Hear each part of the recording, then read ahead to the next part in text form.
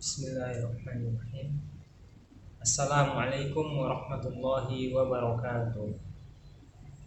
Alhamdulillahirabbil alamin. Hamdan katsiran thayyiban mubarakan fih kama yuhibbu rabbuna wa yarda. Asyhadu an la ilaha illallah wahdahu la syarikalah wa asyhadu anna Muhammadan abduhu wa rasuluh. Qala Allah ta'ala fil Qur'anil Karim. A'udzu billahi minasyaitonir rajim.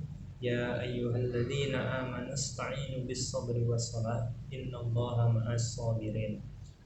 Alhamdulillah, syukur kita kepada Allah Subhanahu wa taala yang mana telah memberikan rahmat dan karunia-Nya kepada kita semua, dan semoga selalu tercurahkan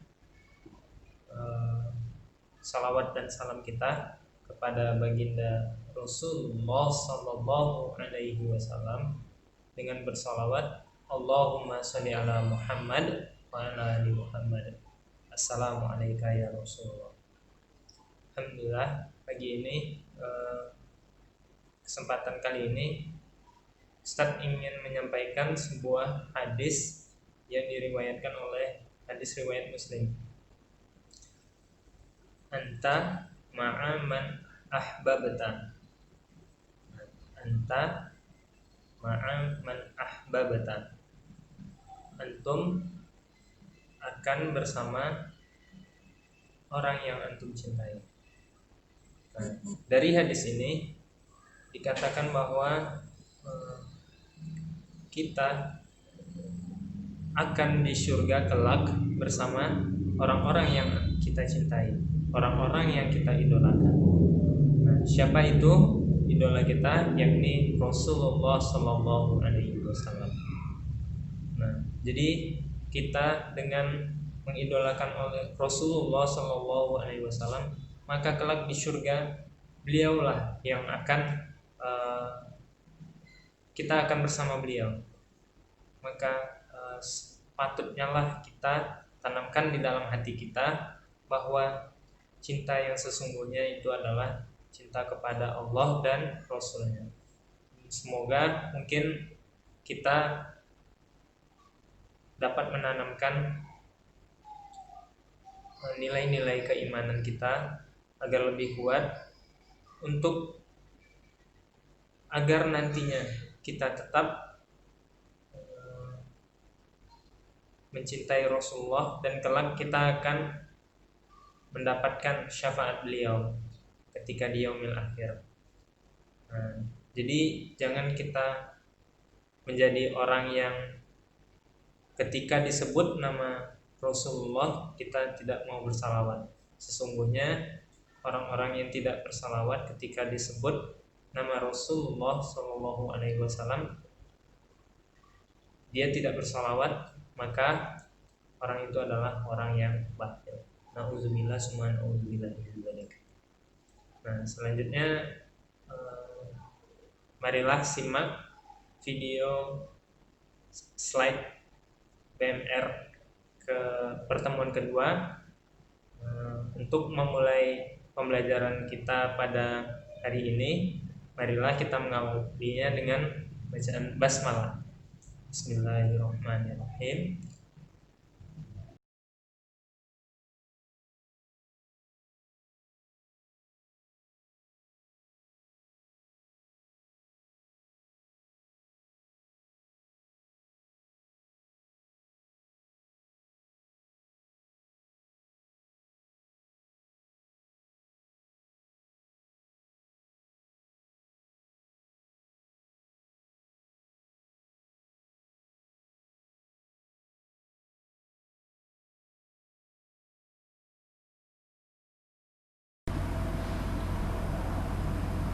Traktat London 1824. Ya, pada tanggal 17 Maret 1824 di London, pada saat itu dilaksanakan perjanjian antara dua kerajaan besar, yakni Kerajaan Britania Raya dengan Kerajaan Belanda. Ya, inilah yang dikenal dengan Traktat London atau Treaty London dalam bahasa Indonesianya, yakni Perjanjian London. Nah, penyebab Traktat London ini adalah ketika itu gubernur kerajaan Britania Raya pada saat itu beliau berada di Bengkulu. Nah, yakni dia bernama Sir Thomas Stamford Raffles. Jadi Sir Thomas ini membangun sebuah pelabuhan dagang yang besar, yang baru. Pada saat itu pelabuhan ini dibangun di Singapura. Padahal diketahui sebenarnya Singapura itu adalah daerah jajahan kerajaan Belanda. Nah, jadi gubernur Britania Raya ini membangun pelabuhan di daerah kerajaan Belanda.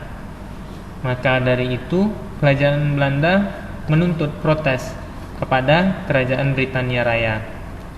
Pada saat itu kerajaan Britania Raya tidak menggubris protesnya dari kerajaan Belanda. Nah, namun sudah berkali-kali mengajukan protes dari pihak kerajaan Belanda kepada pihak kerajaan Britania Raya. Akhirnya protes ini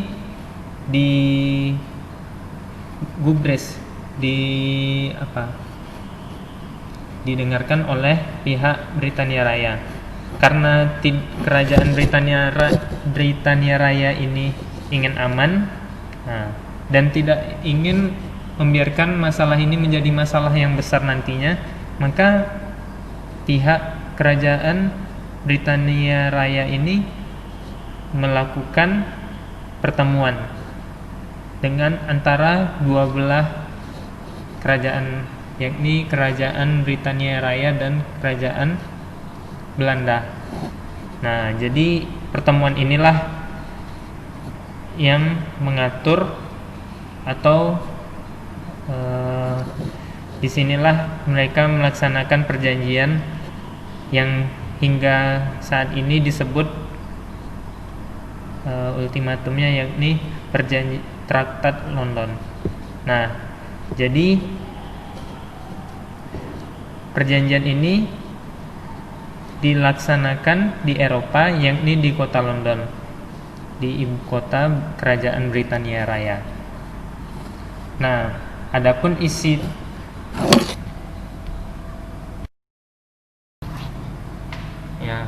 jadi isi dari Traktat London pada tahun 1824 ini yang dilaksanakan di London, ibu kota Britania Raya pada saat itu. Yang pertama, poinnya adalah kedua kerajaan bersama-sama mengamankan perairan Selat Malaka dari incaran bajak laut. Nah, karena pada saat dahulu itu masih banyaknya perompak yang ingin mengambil rempah-rempah atau kekayaan alam dari suatu daerah atau pulau-pulau. Maka dari itu kerajaan masing-masing melindungi daerah yang telah dijajahnya. Nah, poin yang kedua, kerajaan Belanda menyerahkan kota dan benteng Melaka kepada kerajaan Britania Raya.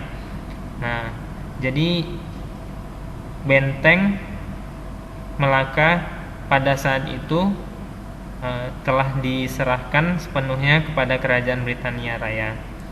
Dan selanjutnya, yakni poin ketiga, kerajaan Belanda menyerahkan pulau Singapura yang pada saat itu adalah daerah jajahan Belanda, namun sudah diserahkan kepada kerajaan Britania Raya sepenuhnya. Maka dari itu pulau Singapura itu menjadi daerah jajahan Britania Raya.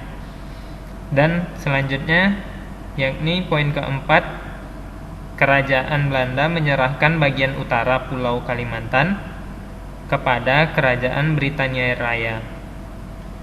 Nah, dan selanjutnya poin kelima, Kerajaan Britania Raya menyerahkan wilayah Bengkulu kepada Kerajaan Belanda.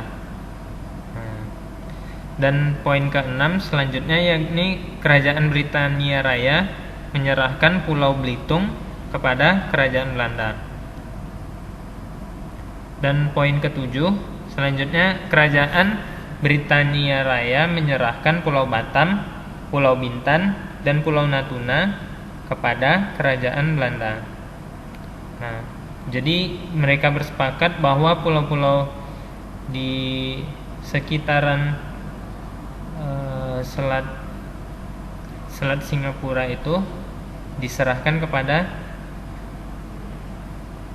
Kerajaan Belanda.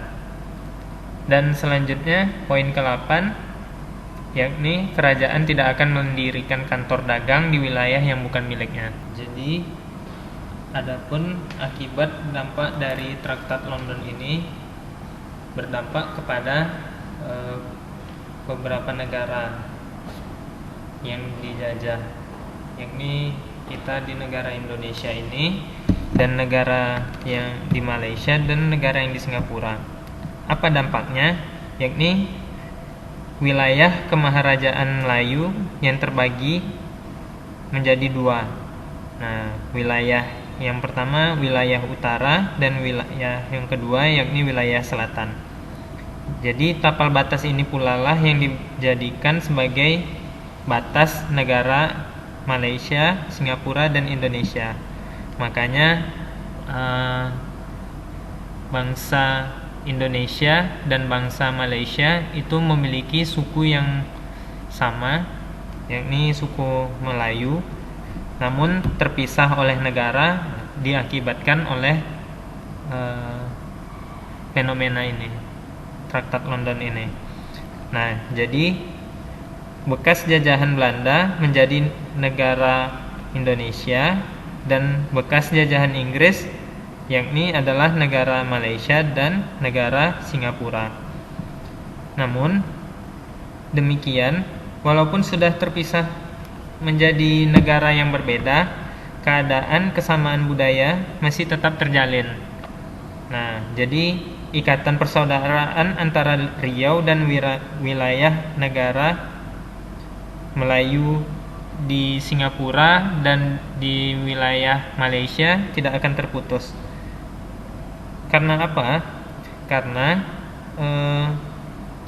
di Singapura yang selama ini tidak mengakui keadaan kerajaan Melayu yang lama sebelum Raffles datang, sekarang sudah mulai menggali kembali sejarah yang terjadi, sejarah Melayu yang ada di daerah Singapura. Nah, jadi walaupun sudah lama dihilangkan oleh budaya Melayu di Singapura, kembali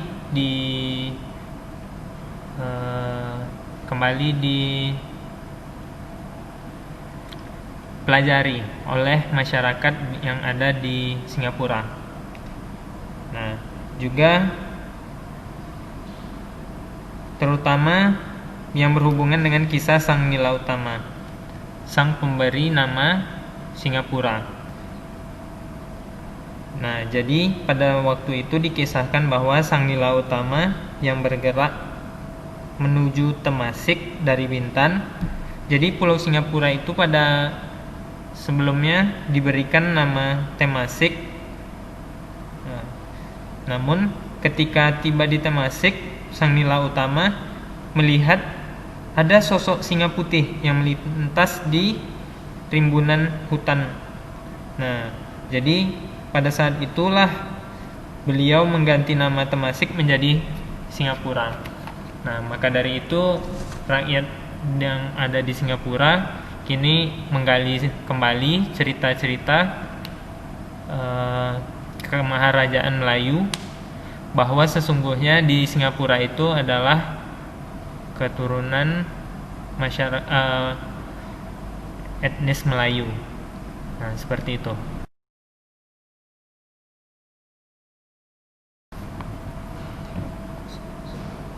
Ya, pada zaman dahulu dikisahkan bahwa Megat Sri Rama, yakni Laksamana dari Bintan. Nah, beliau yakni kepercayaan dari Sultan Mahmud Syah, kesultanan pemimpin dari kesultanan yang ada di Pahang. Nah, jadi Sultan ini memerintahkan Megat Sri Rama untuk bertugas menumpas lanun atau perompak yang ada di perairan Johor. Nah, awalnya Megat Sri Rama sempat ragu jika pergi melaksanakan tugas dari Sultan, dan dia harus terpaksa meninggalkan istrinya yang bernama Wan Anom.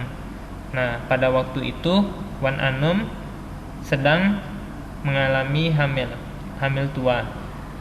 Ya, mungkin juga Megat Sri Rama ini sudah berfirasat bahwa akan ada hal yang tidak baik terjadi apabila dia pergi. Namun keraguan itu sirna ketika Sultan Mahmud Syah pada saat itu menjamin keselamatan dari istri dan rumahnya selama dia pergi bertugas. Nah, makanya karena sudah dijamin keamanannya oleh Sultan, makanya Megat Sri Rama, sang Laksamana dari Bintan ini bersemangat untuk melaksanakan tugasnya, yakni menumpas lanun yang ada di perairan Johor. Namun setelah beberapa hari Megat Sri Rama berangkat.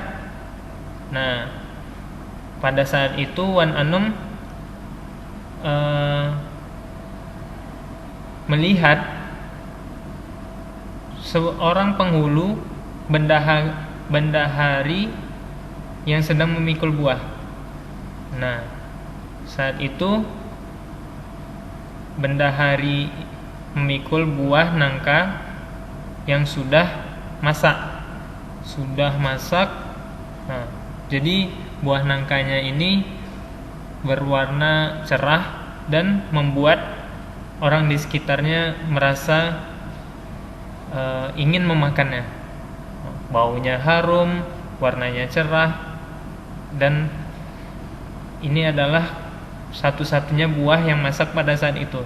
Jadi limited edition. Nah, maka akibatnya Wan Anom yang sedang ambil tua merasa menitik seleranya untuk ingin memakan buah nangka tersebut. Kemudian Wan Anom memanggil penghulu bendahari tersebut dan ingin meminta buah nangkanya. Lalu beliau meminta dengan bahasa yang baik, dan bahkan beliau mengatakan jika tidak boleh banyak, maka sebutir pun atau sedikit pun jadilah. Nah, lalu bendahari pun bingung, sebab jadi mengakibatkan bendahari menjadi kasihan, iba, dan ingin memberikannya.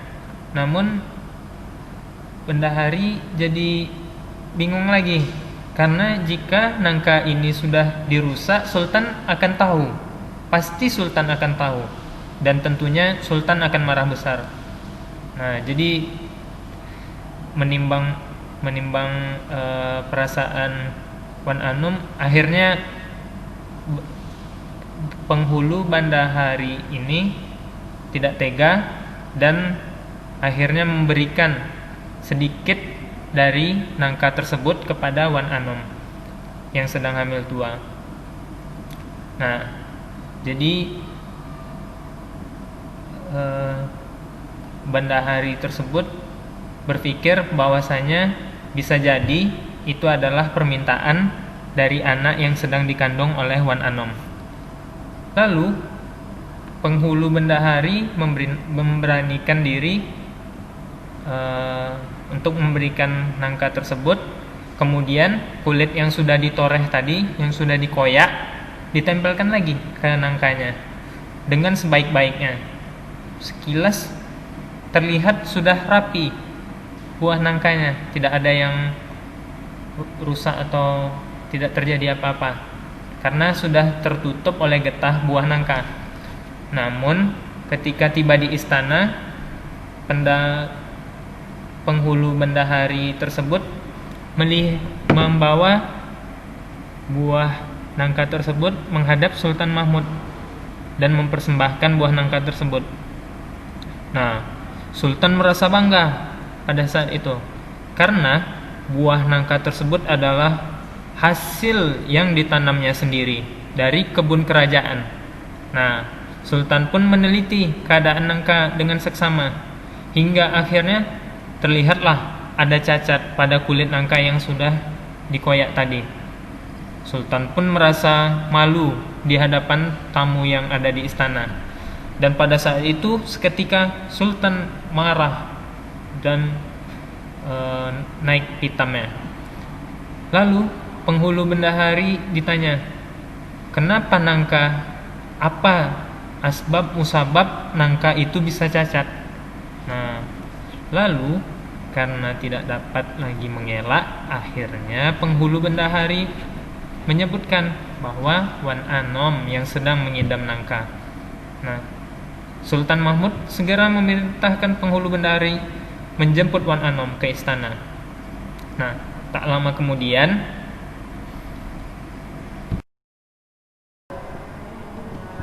akhirnya Sultan Mahmud Syah segera memerintahkan penghulu bendahari untuk menjemput Wan Anom ke istana. Tak lama bersulang, penghulu bendahari pun datang bersama Wan Anom. Sultan Mahmud Syah pun yang memang sudah naik pitam, ditambah pula murkanya karena hasutan dari Sri Bijawangsa yang memanasi Sultan agar membelah perut Wan Anom untuk membuktikan, melihat apakah yang dikatakan oleh penghulu, apakah benar bahwa yang meminta nangka tersebut benaran anak dari yang dikandung dari Wan Anom. Maka akhirnya untuk memastikan itu, sang sultan pun melakukan eksekusi kepada Wan Anom dan anaknya. Dan seperti yang disuratkan suratan takdir, akhirnya perut Wan Anom dibelah, dan bahkan dikatakan bahwa nampaklah anak yang di perut Wan Anom tersebut sedang menghisap buah nangka, sari buah nangka tersebut. Maka seketika berita ini tersebar ke seluruh penduduk negeri, dan ketika itu terdengarlah berita ini oleh Megat Sri Rama.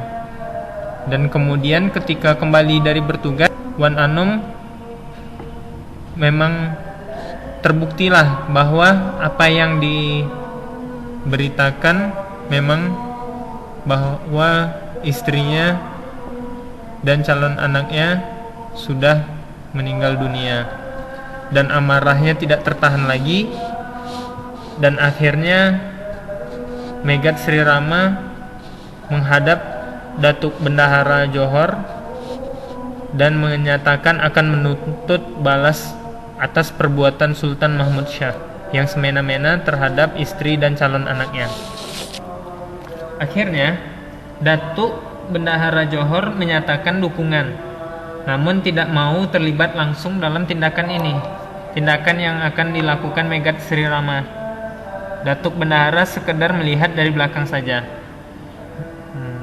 Maka pada hari yang direncanakan, yakni pada saat Sultan Mahmud Syah sedang dijulang menuju masjid, lalu untuk menunaikan sholat Jumat, pada saat itulah Megat Sri Rama langsung menyambar dan menikam Sultan dengan kerisnya yang tajam sambil berteriak, raja alim, raja disembah, raja zalim, raja disanggah. Nah, akhirnya halaman Masjid Kota Tinggi Johor menjadi gempar dan seluruh jemaah terpaku melihat Sultan bersimbah darah. Apalagi ketika Sultan dengan gagahnya berusaha berdiri mencabut keris, lalu dilemparkannya hingga mengenai ibu jari kaki Megat Sri Rama. Sambil memegang perutnya yang tak henti menyemburkan darah, Sultan pun bertitah, "Jika benar beta raja berdaulat, beta haramkan sebarang anak bintan dan seluruh keturunannya memijak bumi Kota Tinggi. Jika diingkar, beta sumpahkan muntah darah hingga putuslah nyawa." Nah, setelah bertitah demikian, Sultan pun rebah di atas julang dan menghembuskan nafas terakhirnya. Oleh karena itu, makalah Sultan diberi gelar Sultan Mahmud mangkat di julang. Nah, jadi maksud dari kata di julang ini adalah pada saat akan melaksanakan sholat Jumat, setiap sholat Jumat dilaksanakan, Raja atau Sultan Mahmud Syah ketika akan ke masjid itu dijulang oleh rakyatnya, dijulang atau diarak. Nah, itulah makna dari Sultan Mahmud mangkat di julang.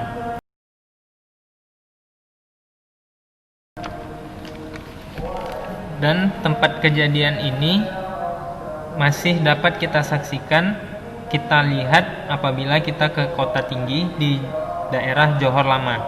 Inilah bukti sejarah berupa makam Sultan Mahmud mangkat di julang. Dan juga di sebelahnya ada kuburan Megat Sri Rama, Wan Anom, dan masjid tempat Sultan Mahmud Syah ditikam, Megat Sri Rama, masih terpelihara dengan baik oleh warga dan dapat dilihat hingga sekarang.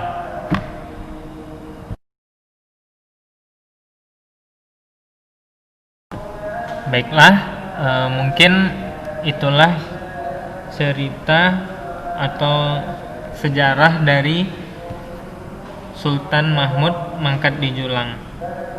Ustaz harap Ananda di rumah dapat memahami pesan-pesan yang diambil dari pesan dan kesan yang diambil dari cerita sejarah Melayu tersebut, bahwa ketika kita menjadi pemimpin, diangkat menjadi pemimpin, kita tidak boleh mudah dihasut oleh rakyat. Mungkin kita cukupkan pembelajaran kita dengan membacakan hamdalah, alhamdulillahirabbil alamin, dan doa kafaratul majelis. Subhanakallahumma wa bihamdika asyhadu an la ilaha illa anta astaghfiruka wa atubu ilaik. Wallahul muwaffiq ila aqwamit thoriq. Assalamualaikum warahmatullahi wabarakatuh.